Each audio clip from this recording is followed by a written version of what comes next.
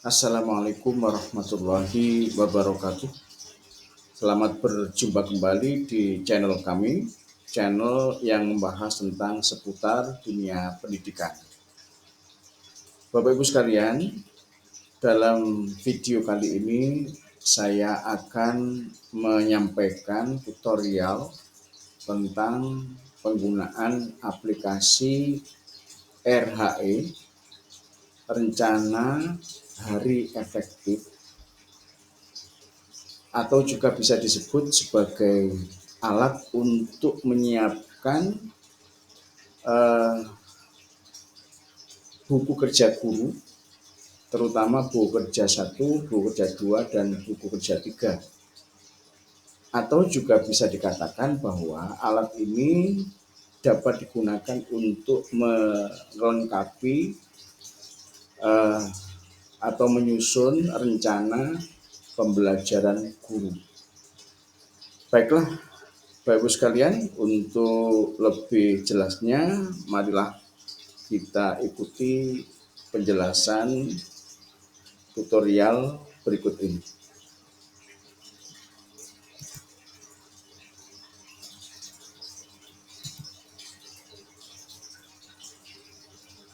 Bapak Ibu sekalian, ini adalah tayangan sebuah aplikasi yang kami beri nama aplikasi RHE dan buku kerja guru yang libur Jumat. Ini untuk mapel umum. Perlu diketahui bahwa antara mapel umum dan mapel PAI kami sediakan aplikasi yang berbeda. Sebab untuk mapel umum KI 1 dan KI 2 tidak diajarkan secara langsung di dalam proses pembelajaran. Tetapi KI 1 dan KI 2 untuk mapel umum itu dilaksanakan secara tidak langsung atau yang disebut dengan istilah indirect learning. Tetapi untuk mata pelajaran agama, guru harus mengajarkan KI 1, KI 2, KI 3, dan KI 4 secara langsung di dalam pembelajaran mata pelajaran agama dan mata pelajaran PPKN. Karena untuk dua kelompok mapel ini, baik itu mapel agama maupun PPKN, KI 1 dan KI 2 itu harus diajarkan di dalam kelas. Jadi bukan hanya KI 3 dan KI 4, tetapi KI 1 dan KI 2 pun harus diajarkan di kelas untuk mapel agama dan PPKN. Baiklah Bapak Ibu sekalian, saat ini kita akan membahas tentang aplikasi RAE dan buku kerja guru untuk kalender pendidikan yang libur Jumat atau bagi madrasah yang liburnya libur Jumat bukan libur Ahad untuk mapel umum. Dan kami selalu mengupdate RHE ini dari tahun ke tahun. Jadi nanti sesuai dengan perubahan kalender pendidikan, maka RHE ini kami harus mengubah, menyesuaikan dengan kalender pendidikan yang bersangkutan. Kita mulai. Untuk langkah pertama, kita harus menginput data. Jadi input data dan logo, kami istilahkan tombolnya begitu. Nah, untuk input data kita isi nama madrasah sesuai dengan madrasah masing-masing. Misalnya kita coba MTS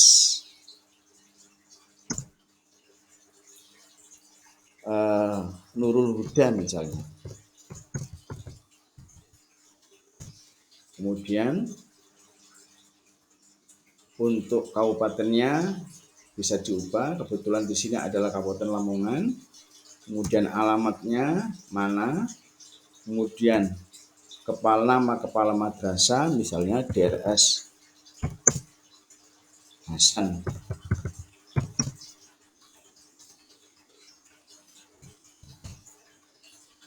MPB misalnya begitu.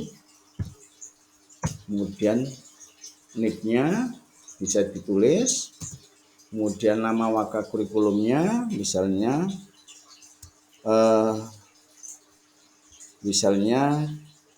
diberi nama Chandra MPD. NIP-nya kalau ada ditulis, kemudian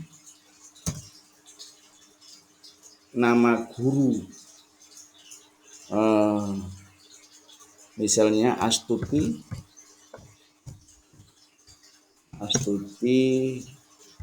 MPD, NIP-nya berapa kalau ada, kalau tidak ada beri tanda strip. Kemudian mata pelajarannya bahasa Indonesia misalnya.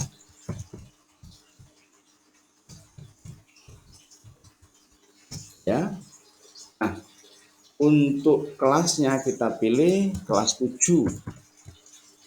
Penulisan kelas bisa 7 Romawi, bisa 7 Arabik, ya, 7 biasa. Kemudian jumlah jam per minggu untuk mapel bahasa Indonesia, ya, itu 6 jam. Penulisan jam tidak boleh ditambah dengan tambahan tulisan apapun. 6 JTM misalnya tidak boleh, tidak usah ada JTM-nya, atau 6 jam pelajaran nggak usah, atau 6 jam nggak usah. Jadi cukup dengan tulisan angka 6. Kemudian untuk tahun pelajaran sudah disesuaikan oleh aplikasi ini, di mana perubahannya dilakukan dari tahun yang ada di sebelah kanan ini. Jadi ini ada tahun 2022, misalnya aplikasi ini bisa atau mungkin dipakai untuk tahun depan, maka tahun depan itu tahun pelajarannya 2023-2024, maka perubahan tahun pelajarannya dimulai dari sini, yaitu misalnya 2023 misalnya, maka secara otomatis akan berubah menjadi tahun pelajaran 2003-2024. Itu Bapak Ibu. Lanjut. Nah, karena tadi kita memilih kelasnya kelas 7, berarti ini bukan SMA MA, tapi pilihannya adalah SMP MTS. Karena nanti tentu saja berbeda antara pilihan SMA MA dan SMP MTS. Kalau SMA MA tentu nanti alokasi waktu per jam pelajaran 45 pilihan kalau dipilih SMA MA. Nah, oleh karena di sini kelas 7, maka tentu pilihannya adalah SMP MTS, dan itu nanti alokasi waktu per jam pelajarannya 40 menit. Bapak Ibu sekalian, aplikasi ini juga bisa digunakan untuk SDMI. Jadi pilihannya kalau dipakai untuk SDMI, maka tentu nanti alokasi waktu jam pelajarannya per 1 jam adalah akan muncul secara otomatis 35 menit kalau kita memilih SDMI. Jadi begitu Bapak Ibu. Kita kembalikan SMP MTS. Nah, kemudian kami menggunakan istilah kalau kelasnya itu kelas 7, itu pilihan kelas, atau di sini ada pilih dengan klik tanda panah. Untuk kelasnya itu pilihannya ada 2, pilihan 1-2-15, ada pilihan 3-6. Maksudnya jika kelasnya itu kelas 7 dan 8, artinya kelas sebelum kelas 3, sebelum terakhir.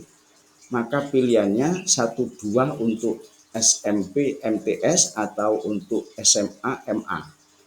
Tetapi untuk SDMI istilahnya 1-5, sebab untuk kelas terakhirnya adalah 6.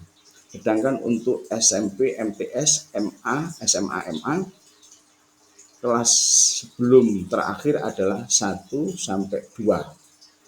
Jadi kelas 1 untuk SMP atau MTS adalah kelas 7, kemudian kelas 2 adalah kelas 8. Sedangkan untuk yang SMA Alia kelas 1 itu sama dengan kelas 10, kelas 2 sama dengan kelas 11. Sedangkan untuk yang SDMI kelas 1-5 itu kelas sebelum terakhir, kemudian untuk yang kelas terakhirnya adalah kelas 6. Oleh karena itu, kelas terakhir itu pilihannya 3-6. Kemudian kelas selain terakhir atau sebelum terakhir itu pilihannya 1-2-15. Itu Bapak Ibu. Jadi kenapa demikian? Dibedakan antara kelas terakhir dan kelas tidak terakhir atau sebelum terakhir itu ketika kita pilih kelas sebelum terakhir, sebelum kelas 3, katakanlah kelas 1, kelas 2, berarti setelah ujiannya kelas 3, anak-anak masih harus meneruskan KBM atau pembelajaran sampai akhir semester. Sedangkan untuk yang kelas terakhir, kelas 3, begitu selesai ujian, maka mereka tentu sudah tidak ada KBM lagi, sedangkan jam atau hari-harinya masih hari efektif. Hari efektif atau jam efektif yang tidak digunakan untuk pembelajaran karena kelas 3 sudah selesai ujian. Demikian penjelasannya Bapak Ibu untuk pilihan ini. Selanjutnya tempat instansi kabupaten kecamatan bisa diganti ketika nanti digunakan untuk guru-guru di luar Kabupaten Lamongan, bisa disesuaikan dengan kabupaten masing-masing atau kabupaten kota masing-masing. Selanjutnya, atau ini mungkin karena tempat untuk penanggalan, maka bisa menggunakan kabupaten, bisa menggunakan kecamatan yang ada. Kemudian tanggal awal tahun pelajaran, kebetulan kalender tahun pelajaran ini atau kalender pendidikan tahun pelajaran sekarang adalah dimulai tanggal 16 Juli 2022. Itu Bapak Ibu sekalian untuk input data. Nah, selanjutnya setelah kita menginput data-data ini, masih ada hal lain yang juga tidak kalah penting. Di sini ada setting jam non tatap muka. Bahwa jam pelajaran itu, jam efektif itu, jam untuk tatap muka dan jam untuk non tatap muka. Nah, untuk jam non tatap muka direncanakan ada ujian madrasah, ada pasca ujian madrasah bagi kelas 3 atau kelas terakhir, kemudian PTS kalau ada, PAS penilaian akhir semester, PAT penilaian akhir tahun, kemudian bisa jadi ada remedial, bisa jadi ada cadangan. Nah, ini rencana untuk setting jam non tatap muka. Jika untuk ujian nasional, ujian madrasah memerlukan 3 pekan misalnya, menurut penjenengan kok 3 ini terlalu banyak, itu bisa diturunkan menjadi 2 pekan misalnya. Silakan, tidak apa-apa, karena ini setting. Sebelum kita mulai harus kita setting. Direncanakan ke depan itu penggunaan ujian madrasah itu butuh berapa pekan, itu direncanakan dari sekarang. Misalnya kok 3 terlalu banyak, maka misalnya 2 pekan. Nah, penghilangan yang 1 pekan tadi itu secara otomatis akan menjadi jam tatap muka. Jadi seperti itu. Jadi ketika kita kurangi di non tatap muka di sini menjadi atau masuk ke jam tatap muka. Kita kembalikan, sementara kita anggap 3 saja. Pasca atau pasca ujian madrasah kita memerlukan 7 pekan misalnya, kita rencanakan itu. Kemudian PTS 1 pekan kalau memang ada, kalau tidak, kalau tidak ada PTS di madrasah itu bisa dihilangkan. Nah, penghilangan 1 ini secara otomatis sekali lagi masuk ke jam tatap muka. Kemudian berikutnya PAS kita rencanakan 2 pekan. Kemudian PAT juga demikian. Remedi atau remedial kita rencanakan 1 pekan, kalaupun tidak perlu ada jam remedial, karena jam remedial mungkin melekat kepada jam KBM dan seterusnya, bisa jadi dihilangkan. Cadangan kalau memang ada, silakan diberi 1 atau 2 terserah. Bapak sekalian, jadi itu untuk setting jam non tatap muka sebelum kita memulai melanjutkan aplikasi ini untuk merencanakan kegiatan pembelajaran ke depan. Selain itu Bapak Ibu sekalian, untuk logo, di sini ada logo. Logo ini antara madrasah satu dengan madrasah lain tentu tidak sama.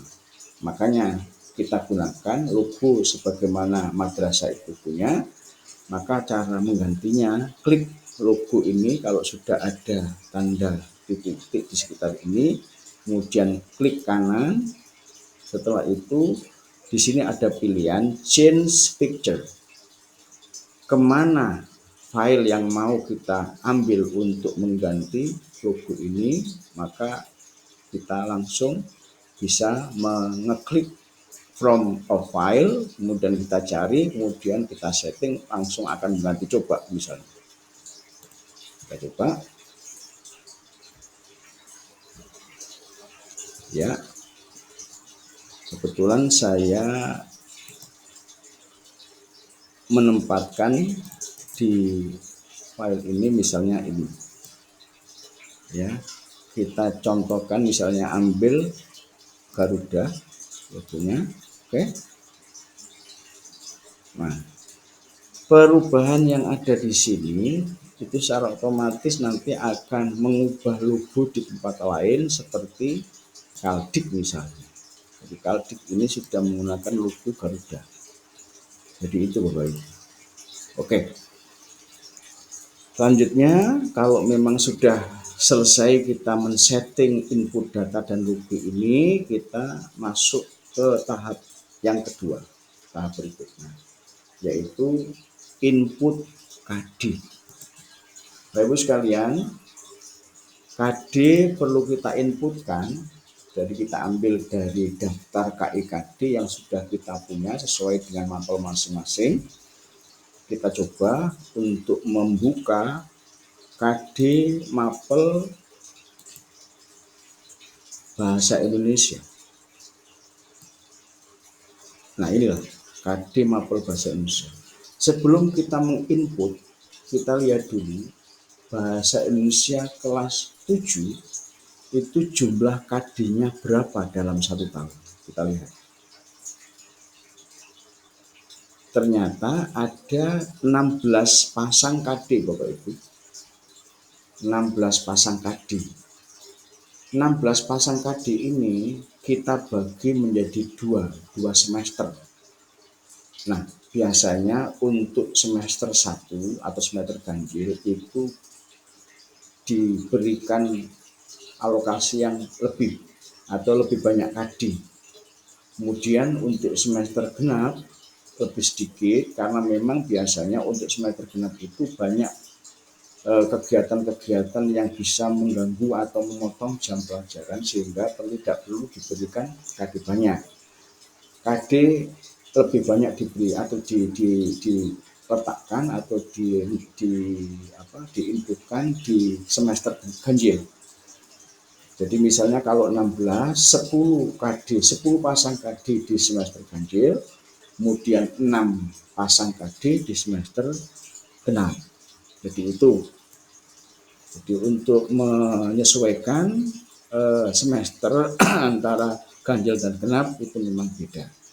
Nah, Karena kita sudah tahu bahwa jumlah KD ada 16, ya, maka kita segera untuk menentukan atau mengisi atau menginput nomor KD-nya dulu. Caranya begini Bapak Ibu. Misalnya kita tulis KD 3.1 pasangannya 4.1. Selanjutnya 3.2 pasangannya 4.2. Berikutnya 3.3 berpasangan dengan 4.3. Terus 3.5 pasangannya 4.5. 3.6 pasangannya 4.6. Kemudian 3.7 berpasangan dengan 4.7. 3.8 berpasangan dengan 4.8. Berikutnya 3.9 berpasangan dengan 4.9. Selanjutnya 3.10 berpasangan dengan 4.10. Oke. Jadi untuk semester 1 sudah kita masukkan sebanyak 10 pasang KD untuk input nomor KD-nya dulu. Berikutnya Bapak Ibu, kita masukkan nomor KD di semester genap, lanjutan dari semester ganjil. Jadi 3.11 pasangan dengan 4.11. 3.12 pasangannya 4.12. Kemudian 3.13 pasangannya 4.13. Kemudian 3.14 pasangannya 4.14. Kemudian 3.15 berpasangan dengan 4.15. Terakhir 3.16 berpasangan dengan 4.16. Jadi seluruh nomor KD sudah kita masukkan. Sekali lagi untuk semester ganjil kita masukkan sebanyak 10 pasang KD. Kemudian untuk yang semester genap kita masukkan 6 pasang KD. Bapak Ibu, langkah berikutnya kita mengcopy deskripsi KD-KD-nya ke dalam tabel input KD di dalam aplikasi. Namun sebelumnya, untuk kemudahan kita melakukan input, memindah dari daftar KD dalam bentuk Word, kita copy, kita masukkan ke input KD dalam bentuk Excel.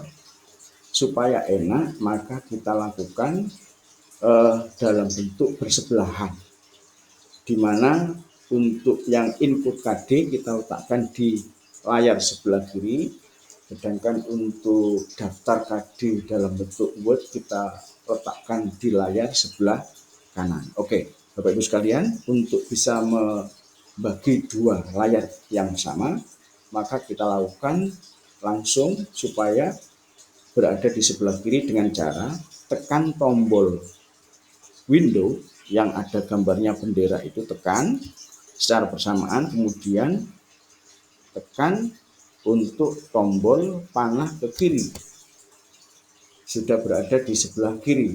Selanjutnya untuk yang daftar KD kita letakkan sebelah kanan dengan cara tekan tombol window yang berupa bendera itu, tekan secara bersamaan dengan tombol panah ke arah kanan.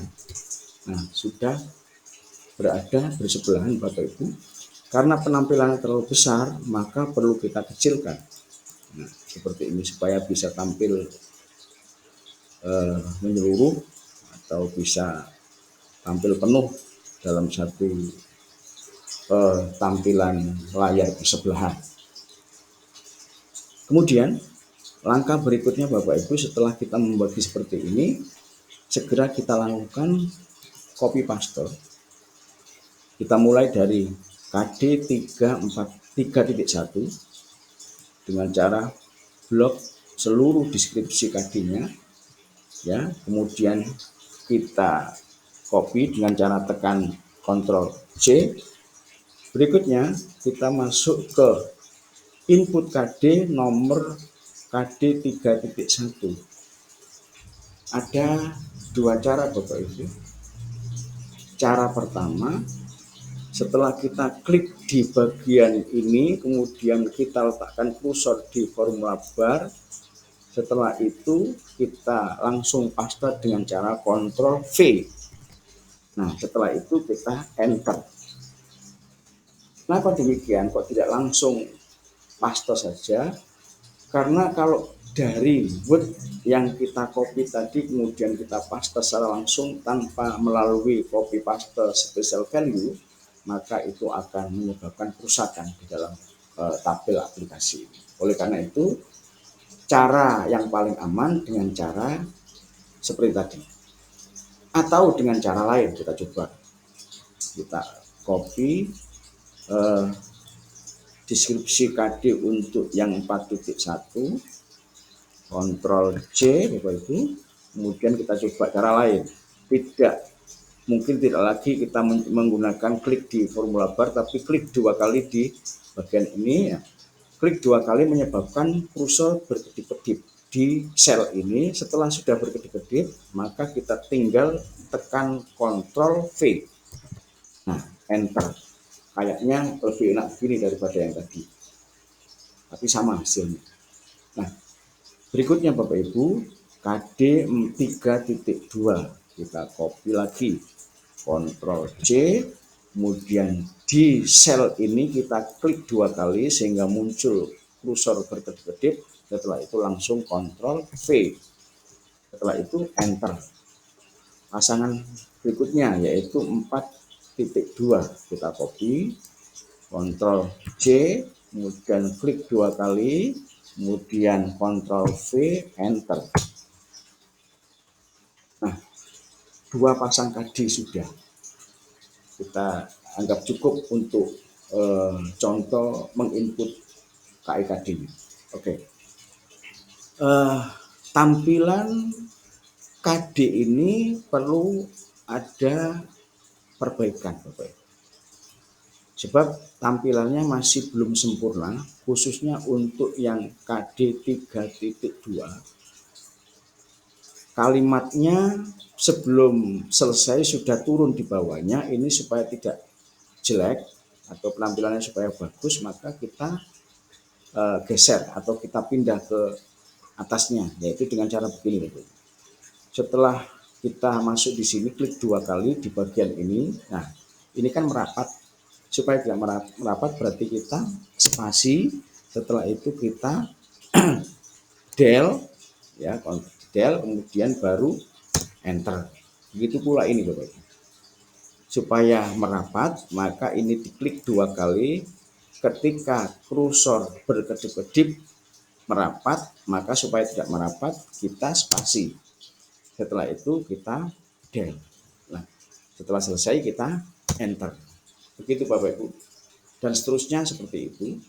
Nah, supaya tidak lama-lama karena hanya sekedar contoh, maka kita lengkapi deskripsi KD-KD berikutnya. Anggap saja bahwa ini adalah KD-nya. Kita coba untuk copy paste dari yang sudah ada ini, tetapi ini hanya sekedar contoh. Kita copy untuk melengkapi KD-KD berikutnya, karena ini hanya sekedar contoh, tapi sesungguhnya adalah harus diinput dari daftar KD yang ada. Tidak boleh seperti ini, cuma ini karena contoh, maka untuk mempercepat proses langsung kita paste sesuai dengan kebutuhan ya, seperti ini ya.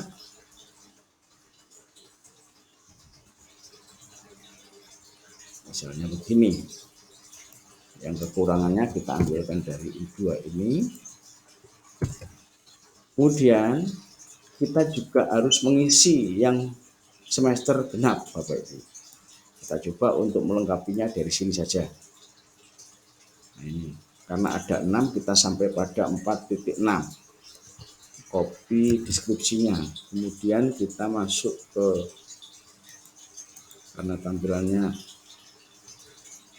ini Bapak Ibu ya, kita kecilkan sedikit untuk yang ini. Nah ini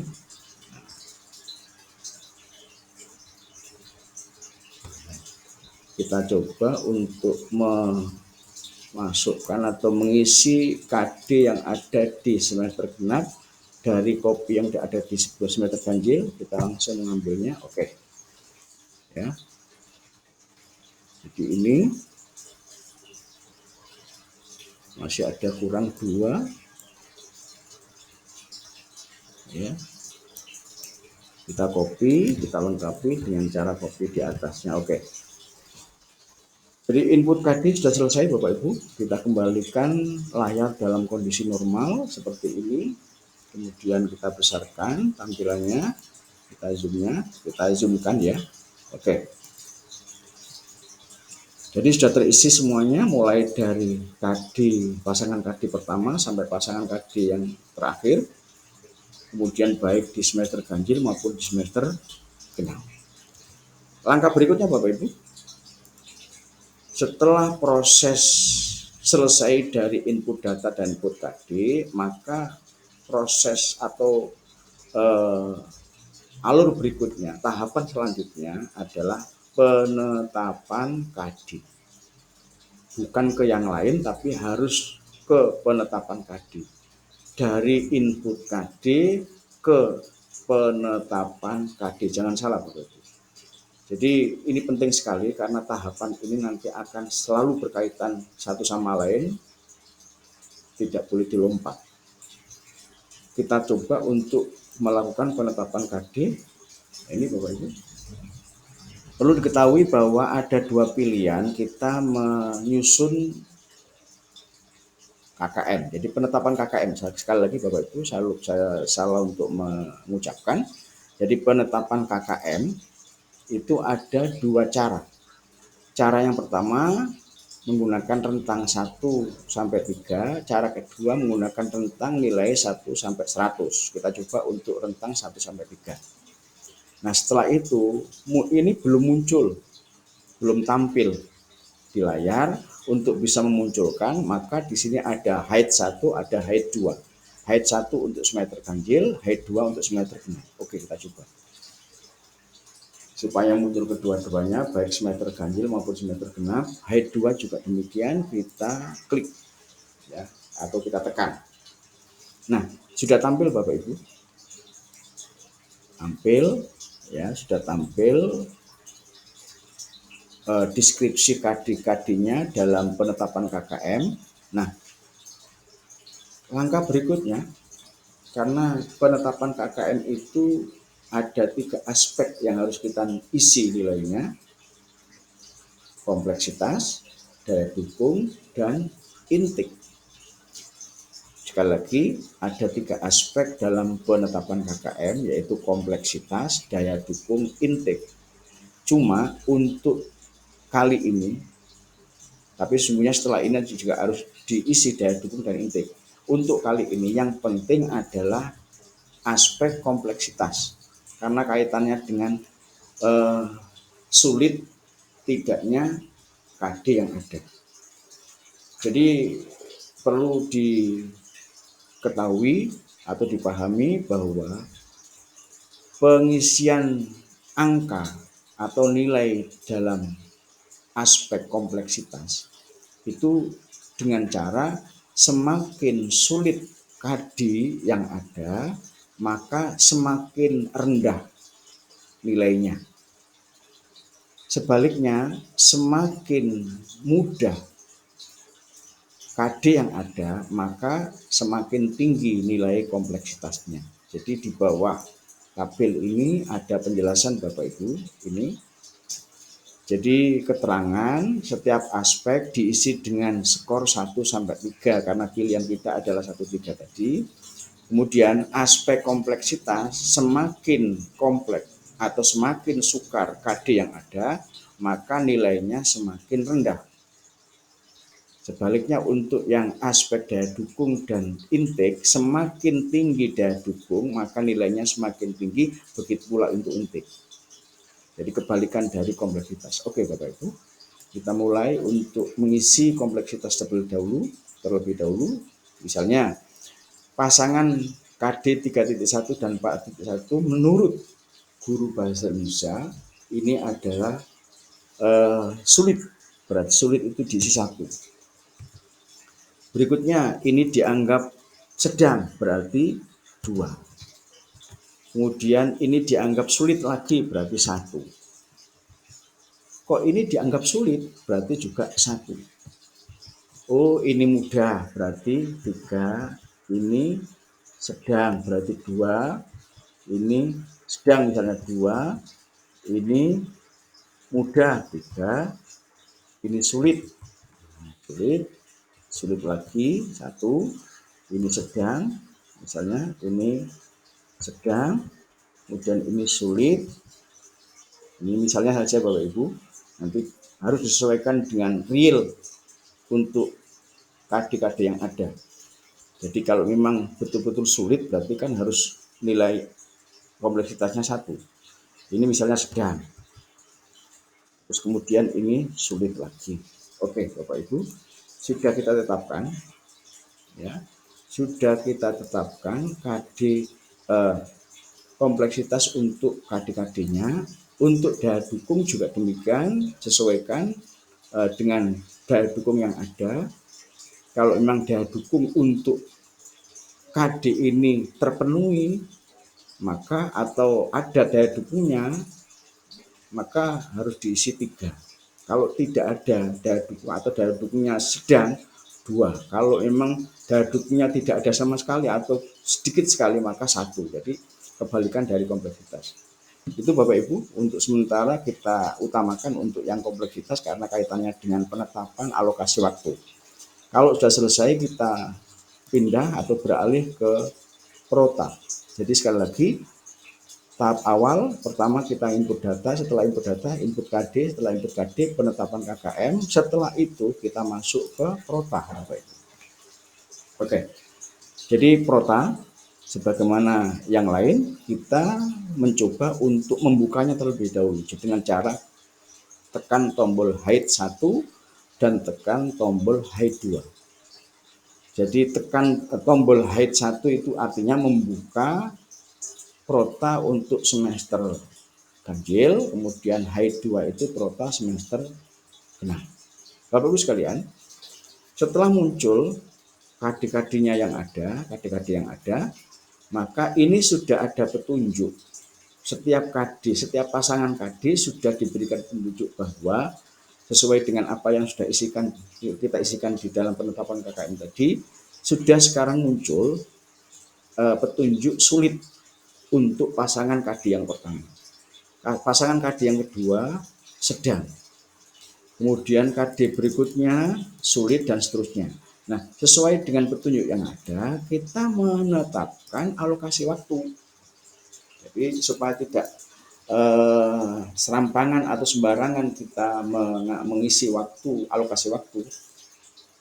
Ini penting Bapak Ibu, perlu diketahui bahwa seringkali guru ketika perencanaannya kurang matang menyebabkan bahwa KD sulit. Ya, KD mestinya sulit, diberi waktu sedikit. Sehingga ketika pelajaran untuk KD ini, jam pelajaran untuk penyelesaian KD ini selesai, maka anak belum paham karena KD-nya sulit, diberi jadwal waktu sedikit. Oleh karena itu, supaya tidak terjadi hal sedemikian rupa, maka perlu kita analisis sedemikian rupa untuk KD-KD yang ada, sulit setidak sulitnya. Nah, petunjuk ini dalam rangka untuk mengatasi hal itu. Nah, kita coba rata-rata jam pelajaran per KD untuk semester 1 kelas 1 dan 2, kelas sebelum kelas terakhir ya.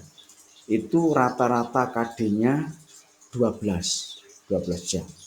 Kemudian jumlah jamnya, jumlah jam tatap mukanya sebanyak 138 untuk semester 1. Ini otomatis ini Bapak Ibu. Untuk semester 2 rata-rata KD-nya diisi 12, kemudian jumlah JTM untuk semester genap itu sebanyak 120.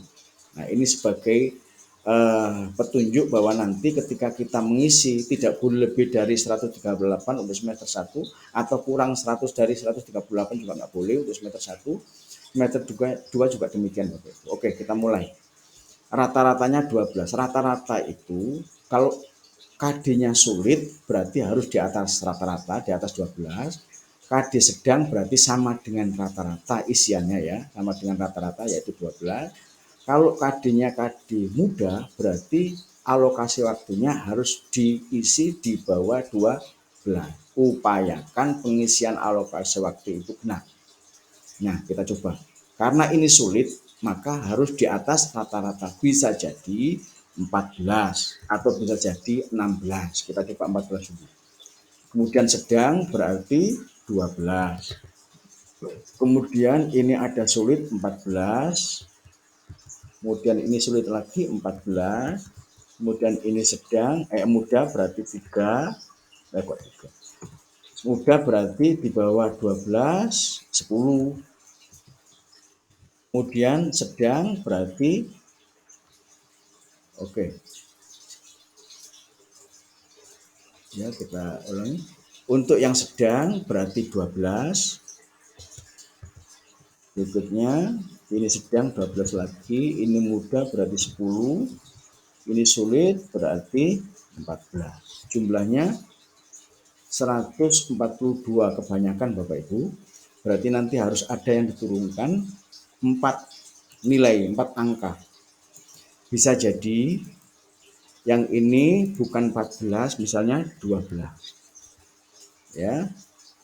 Kemudian yang ini bisa jadi bukan 10 tapi 8. Oke. Sehingga ini jumlahnya 138 sama. 138 jumlah seluruhnya. Jadi jumlah JTM dalam satu semester adalah 138. Kemudian rata-ratanya tadi 12. Itu kalau memang KD-nya sedang berarti menggunakan rata-rata 12. Nah, ini tadi yang untuk yang terakhir tadi karena penyesuaian saja, maka supaya sama dengan yang 138 kita kurangi tadi. Oke, Bapak Ibu. Kita lanjut. Setelah penetapan prota, nah prota itu seharusnya kan bukan hanya di semester 1 tapi juga termasuk di semester 2. Kita coba lagi Bapak Ibu. Nah, ini sulit berarti bisa jadi 14. Berikutnya ini sedang berarti 12. 12 sulit berarti 14. Ini sedang berarti 12, sulit 14. Oke, jumlahnya 120 kebanyakan. Ini 120, ini 126. Kita turunkan menjadi, kita kurangi 6. Ya, kita kurangi 6, bisa jadi begini, yang muda ya, atau yang sedang atau yang muda. Sedangnya kita turunkan menjadi 10. Ya, kemudian ini juga 10. Kita butuh 6 angka untuk kita turunkan. Ini juga 10. Oke. Sehingga sudah tertulis sebanyak 120. Yang penting sama ini. Tapi juga harus memperhatikan sulit tidaknya tadi. Oke, 120 Bapak Ibu. Sudah selesai, kita menetapkan prota. Langkah berikutnya kita masuk ke promes, program semester 1. Kita coba untuk buka. Nah, sebagaimana biasa supaya deskripsi KD-KD-nya muncul, kita tekan tombol hidden. Nah, Bapak Ibu, ini tampilan promes semester ganjil dengan ketentuan ada alokasi waktu sesuai dengan yang sudah kita lakukan penetapannya di penetapan KKM dan Prota tadi, maka di sini muncullah angka 14 untuk pasangan KD yang pertama. Nah, karena mata pelajaran bahasa Indonesia itu satu pekannya 6 jam, maka kita harus melakukan penyebaran promes ini dengan berpatokan pada penetapan pada ketentuan bahwa satu pekannya 6 jam tadi. Oke, Bapak Ibu sekalian, kita mulai dari yang pertama, yaitu ini kita isi angka 6. 6 jam itu untuk KD 3.1 dan 4.1, butuh waktu 6 jam di minggu ketiga ini. Karena memang satu pekannya adalah 6. Oke, masih ada sisa 6. Masih ada sisa 6. Masih ada sisa 8. Maka berikutnya adalah 6 lagi, masih berupa atau berwarna merah, berarti belum benar, masih kurang. Berikutnya kurang 2. Nah, kalau sudah putih di kolom keterangan menunjukkan bahwa pengisian angka-angka ini sudah benar. Sementara ke bawah Bapak Ibu itu ada 2 kolom yang sudah benar. Untuk satu kolomnya karena baru 2, maka perlu ditambah angka di bawahnya. Nah, untuk pasangan KD berikutnya itu 12 jam. Berarti kita tulis di sini ada 4 supaya menjadi 6 dalam satu pekan, maka kita tulis 4. Kemudian berikutnya ini ada 6. Kemudian setelah itu kurang 2. Berarti ya sudah putih. Berarti berikutnya di pasangan KD berikutnya karena ini baru 2, maka ini harus ditulis 4. 4 di sini kurang 10, masih ya, baru terisi 4 ya. Berarti ini 6 lagi, ini berarti 4. Berikutnya, nah sudah putih. Berikutnya ini di bawahnya diisi 6, di sampingnya diisi 6 ya. Di bawahnya tadi diisi 2, kemudian di sampingnya diisi 6, kemudian yang ini diisi 6, sudah putih. Kemudian di bawahnya karena sudah cukup maka harus pindah ke sini, ke sebelahnya. Oke Bapak Ibu, kemudian untuk pelaksanaan PTS penilaian tengah semester itu sesuai dengan kalender dilaksanakan kapan. Misalnya dilaksanakan di minggu ketiga bulan September, berarti di kolom ini diisi 6 untuk pelaksanaan PTS ya. Nah, minggu berikutnya kita teruskan KD yang tadi. Setelah PTS selesai, maka kita teruskan dengan KD-KD berikutnya. Nah, selanjutnya Bapak Ibu, kita tulis 6 ya. Kemudian ini 6 ini 4.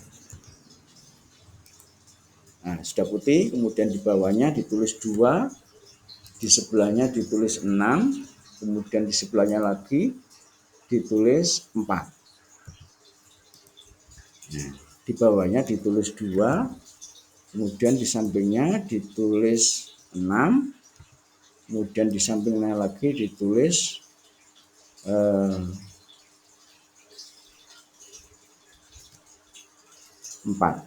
Berapa ini 4 ya?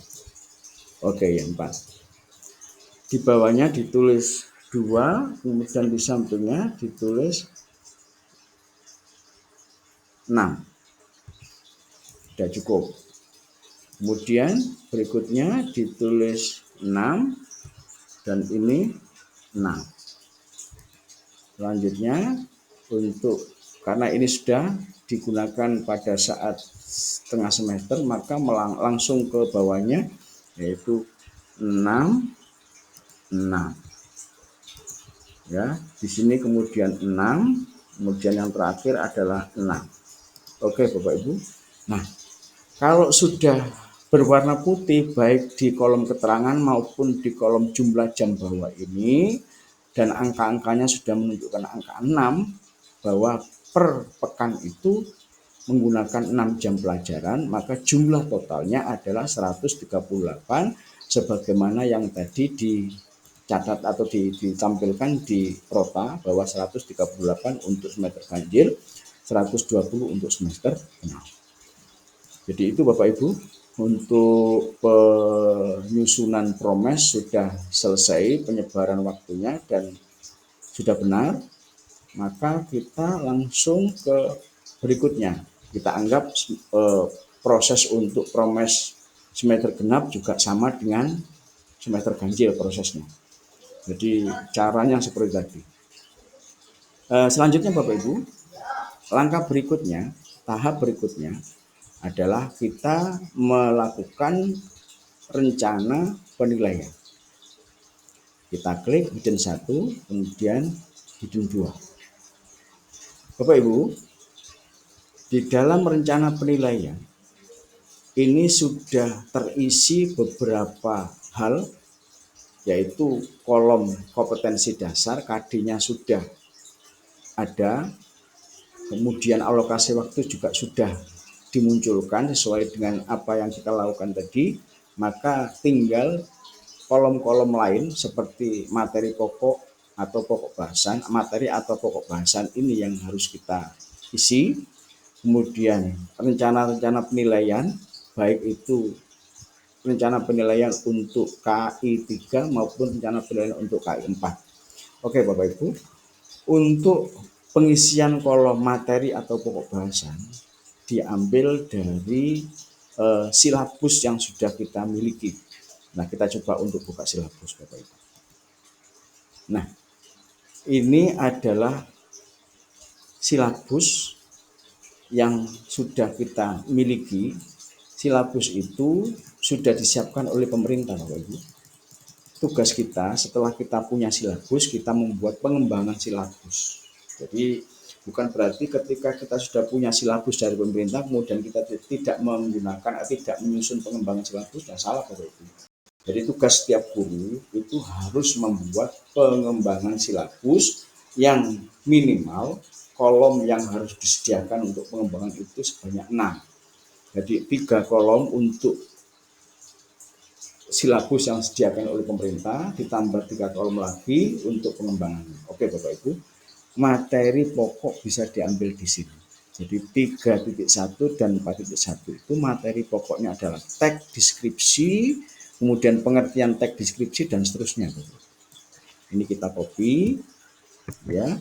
Kemudian kita masuk ke aplikasi tadi, yaitu ke materi atau pokok bahasan, klik 2 kali ya, klik 2 kali. Ketika sudah muncul, klik 2 kali itu artinya klik 2 kali secara cepat, bukan klik berhenti, klik lagi, klik kemudian klik lagi, begini tidak, tapi klik 2 kali dengan cepat sehingga muncul kedip-kedip di kolom ini atau di sel ini. Langsung kita tekan Ctrl V, yaitu paste. Ini Bapak. Jadi materi pokok yang ada dalam rencana penilaian ini sudah kita masukkan untuk pasangan KD pertama. Pasangan KD kedua misalnya kita coba lagi untuk inputkan. Pasangan KD kedua itu materi pokoknya adalah ini, struktur teks dan seterusnya ya. Ini semuanya di copy, dimasukkan di kolom atau di sel materi pokok pasangan KD kedua. Klik 2 kali, kemudian Ctrl V, enter. Jadi ini dan seterusnya begitu Bapak Ibu. Langkah berikutnya kita masuk ke rencana penilaian KI 3. Ada tes tulis, tes lisan, ada penugasan. Sedangkan untuk rencana penilaian KI 4 keterampilan itu ada 4 macam penilaian. Ya, 4 macam penilaian: kinerja, proyek, produk, dan portofolio. Kita coba. Kita rencanakan untuk materi-materi ini, materi yang ada pada pasangan KD 3.1 dan 4.1 itu rencana penilaian tes tulis misalnya. Oke, kita centang. Kemudian tes lisan juga kita lakukan.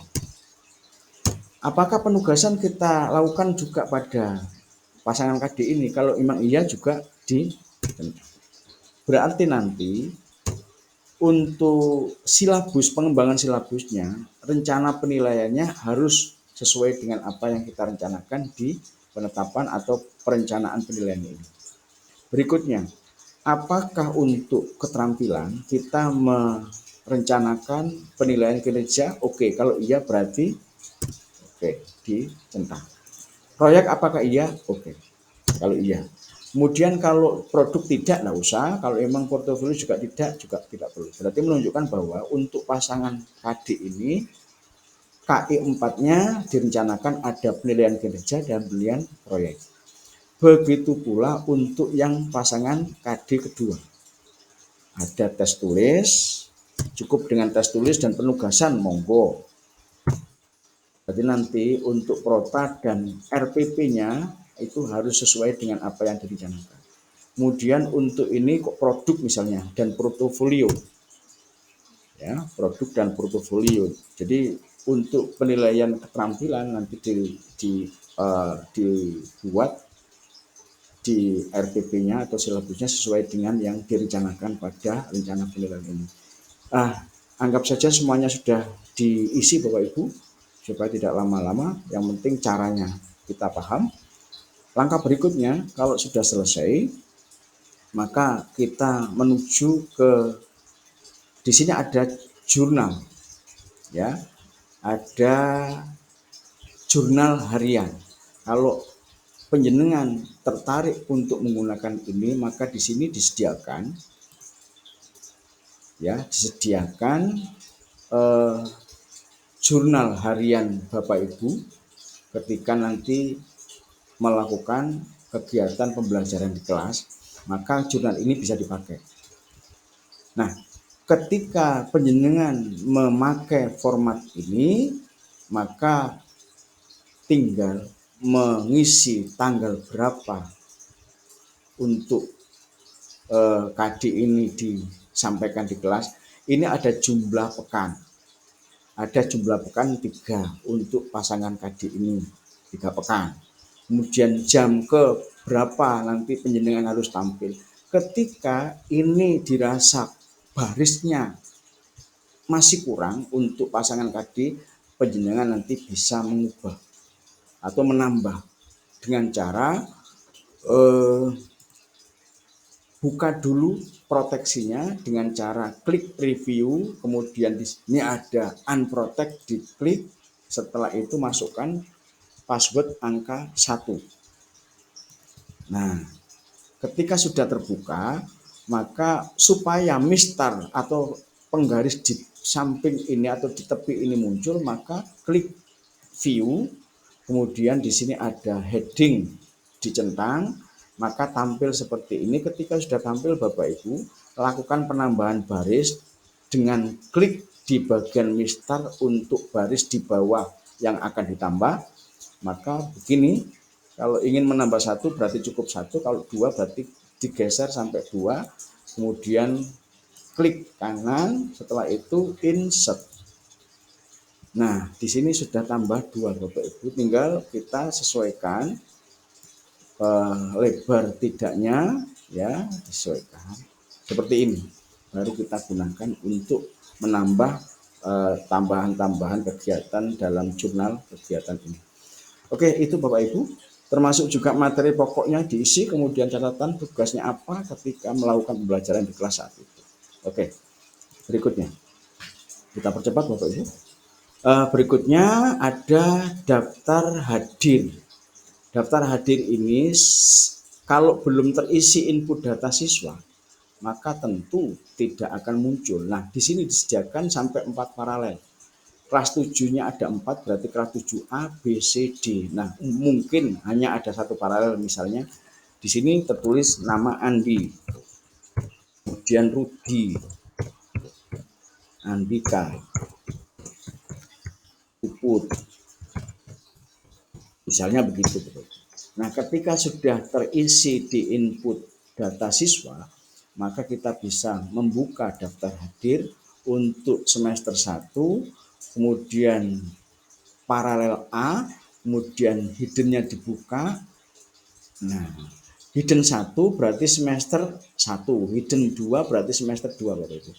Nah, ini sudah terisi Andi, Rudi, Andika, Puput. Nah, di sini misalnya tanggal berapa? Nah, tanggal ini sudah terisi, bukan berarti paten Bapak Ibu, bisa diganti ya. Kemudian misalnya kok cuma sampai pada ke tatap muka ke-6 ya, ini dihapus. Dihapus ya. Oke. Nah, ini. Nah, misalnya Puput ini, Andi ini, kita hapus dulu supaya enak. Nah, keterangan di sini ada S, kalau sakit ditulis S, kalau izin I, kemudian A itu berarti tanpa keterangan, kalau hadir diisi V. Misalnya kok hadir. Hadir misalnya. Nah, kebetulan ini sakit. Ini sakit. Persentase kehadiran Andi dalam kegiatan sampai tanggal 25 itu 66,7 dengan 4 kali hadir, 2 kali sakit. Umpama di sini ditulis V semuanya, maka tentu sudah 100%. Begitu pula yang lain. Ini misalnya A, kemudian ini V, kemudian ini S, maka persentase kehadirannya 50%. Dan begitu terusnya Bu, ya Bapak Ibu. Jadi itu pengisian untuk proses-proses berikutnya. Jadi lakukan kalau memang ini bisa digunakan, maka sangat membantu kita ketika kita melihat persentase kehadiran siswa. Kita teruskan Bapak Ibu. Daftar hadir, kemudian daftar nilai. Daftar nilai juga demikian. Maka untuk semester 1, paralel 1, kemudian hidden 1 kita buka.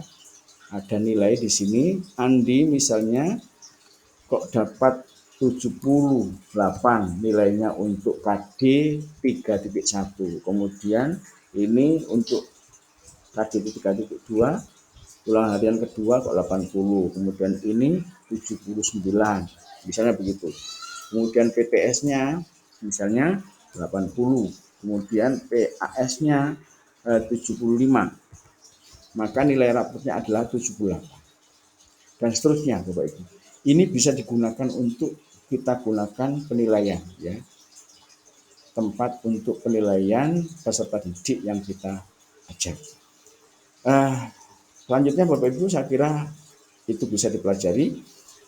Terakhir adalah daftar buku pegangan. Jadi nanti buku pegangan apa yang Bapak Ibu pakai, tulis di sini sesuai dengan yang Bapak Ibu gunakan. Oke.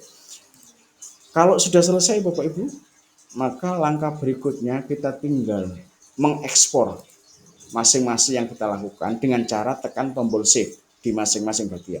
Kita tekan tombol save, kita tunggu proses untuk mengekspor menjadi PDF. Berikutnya SKL kita tekan tombol save, kemudian pembiasaan kita tekan tombol save, kemudian RHE juga demikian, kita tekan tombol save, RPE dengan demikian, kemudian kode etik juga kita tekan, kode etik, daftar hadir, kita tekan save, kemudian prota juga demikian Bapak Ibu ya, prota, kemudian promes, kita save. Save itu artinya kita ekspor Bapak Ibu, bukan save menyimpan, tapi menyimpan file maksudnya. Jadi sama dengan ekspor. Berikutnya promes, kemudian ikrar, kita tekan tombolnya, kemudian daftar nilai juga demikian, kita tekan save. Nah, rencana penilaian kita save, kita ekspor, kemudian penetapan KKN juga demikian. Berikutnya tata tertib jurnal ya, jurnal harian kita tekan. Kemudian untuk tata tertibnya juga demikian, kita tekan tombol save-nya untuk mengekspor, dan terakhir adalah daftar buku pegangan guru, kita save.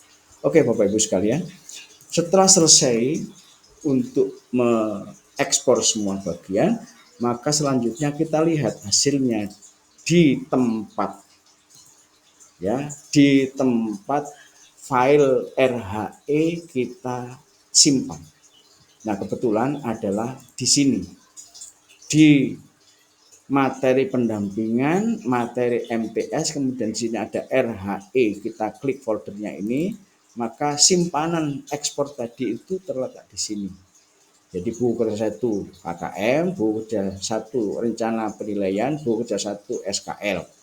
Kemudian buku kerja 2 ikrar guru dan seterusnya, yang terakhir sampai pada buku kerja 2 tata tertib. Berikutnya buku kerja 3 daftar buku, kemudian daftar hadir, kemudian daftar nilai. Jadi seperti itu Bapak Ibu. Jadi itu cara kerja aplikasi RHE dan buku kerja guru libur Jumat untuk mata pelajaran umum.